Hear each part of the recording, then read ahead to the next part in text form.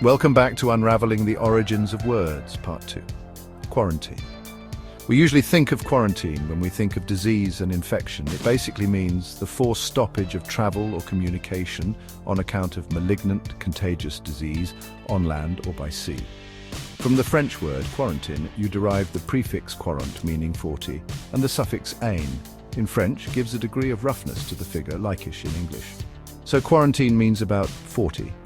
Originally, when a ship arriving in port was suspected of being infected with a malignant, contagious disease, its cargo and crew were obliged to forego all contact with the shore for a period of around 40 days.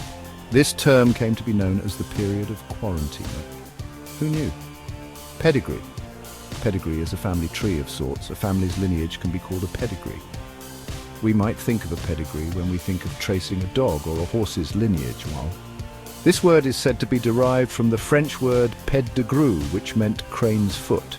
The crane's foot is said to resemble the yay symbol on genealogical trees. It has also been suggested that it comes from Pedigree, the French equivalent of by degree. A pedigree chart records the relationship of families by degrees. Avocado.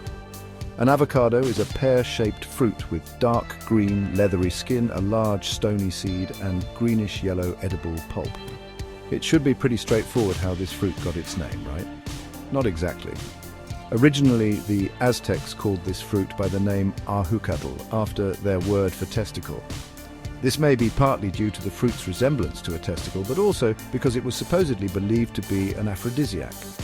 To the Spaniards, the word Ajucatl sounded like avocado, which meant advocate in Spanish, and so the fruit came to Europe via Spain under that name.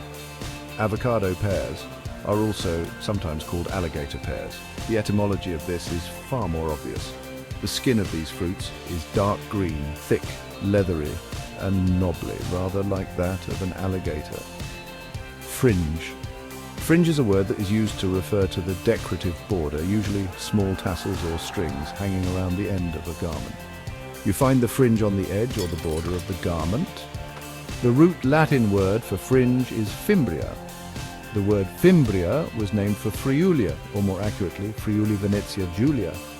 This was a settlement in the ancient Roman Empire, named for the god Frey, the Norse god, original spelling Freyr, of peace, prosperity and fertility.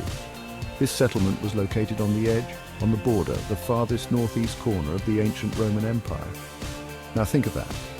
On the edge, on the border, that is exactly where Fringe is located. Even if we speak of fringe not as a noun but as an adjective, what is it that we are usually trying to imply? Aren't we usually trying to refer to someone or something that is perhaps on the edge or right at the borderline?